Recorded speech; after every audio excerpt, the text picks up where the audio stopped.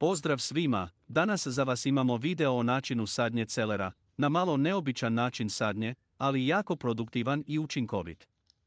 Ostanite do kraja videa.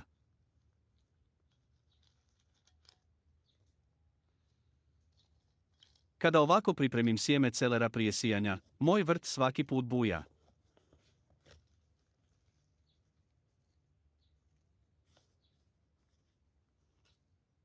Biće mi potrebno sljedeće.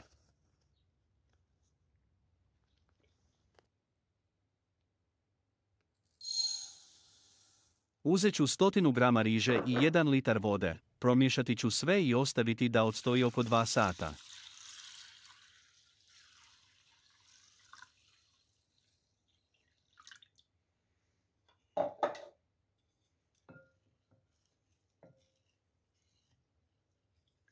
Kada je riža odstojala u vodi, procijedit ću, odvojit ću rižu, a rižinu vodu ću ostaviti za zalijevanje i za današnji način sadnje celera. Ovako smo dobili rižino mlijeko koje sadrži hranjive tvari poput škroba, minerala i vitamina koji mogu poboljšati kvalitetu tla i potaknuti rast celera. Rižino mlijeko će biti prirodni dodatak pri sadnji celera jer sadrži hranjive tvari poput aminokiselina, minerala, poput fosfora, kalija i magnezija, vitamina i škroba koji pomažu biljci u rastu i razvoju. Ova voda može poboljšati kvalitetu tla, potičući rast korisnih mikroorganizama koji otapaju organsku tvar i otpuštaju hranjive tvari u tlo. Nastavimo dalje sa pripremom.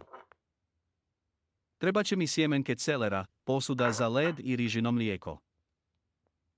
U svaki odjeljak posude za led stavljam 3 do 5 sjemenki celera. Ovaj broj sjemenki stavljam jer želim tačan razmak pri sadnji u vrtu. Što veći kalup imate, više spremljenih sjemenki u kockama leda dobijete.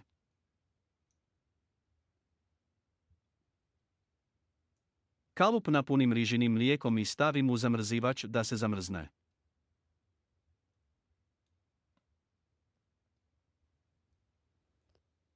Ovako ćemo ujedno upakovati i hranjivo u kalupe, što će pomoći našem celeru da što bolje započne svoj rast i da će mnogo jakih zelenih listova.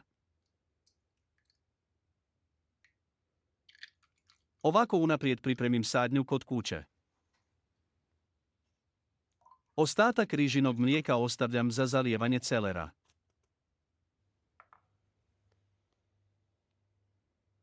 Nakon što su se kockice zamrznule, vadimo ih u zdjelu.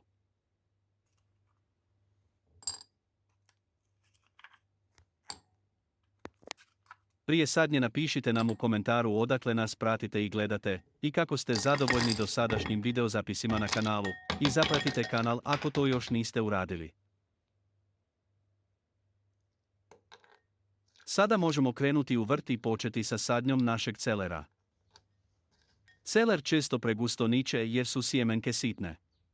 Kada se raspored kontrolira na ovaj način, nema prorjeđivanja i imamo ravnomjerno nicanje. Usitnite i pripremite zemlju za sadnju, sve grudice zemlje usitnite da bi se celer što lakše posijao. Prstima lagano u zemlji napravite brazdu dubine oko 1 cm. Razmak između brazda neka bude od 20 do 30 cm.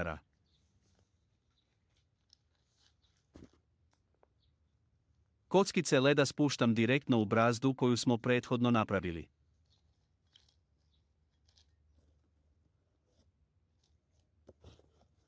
Zamrznuto rižino mlijeko daje dovoljnu startnu količinu vode i hranjiva za nicanje i rast. Ne ispire sjemenke i ne stvara blato.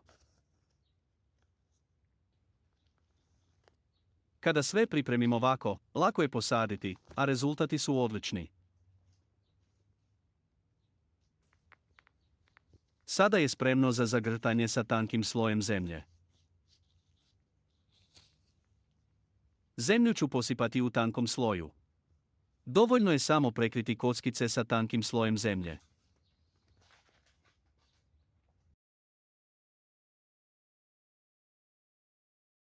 Poslije možete zalijevati sa ostatkom rižinog mlijeka. Možete također prihraniti biljke celera organskim đubrivom od koprive, jer je izuzetno bogato azotom. Dozirajte ih bez brige.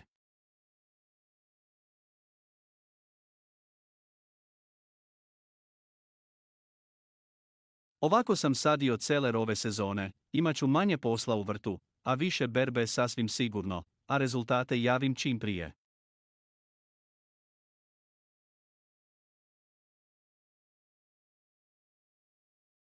U komentaru pišite koji ste način sadnje vi koristili.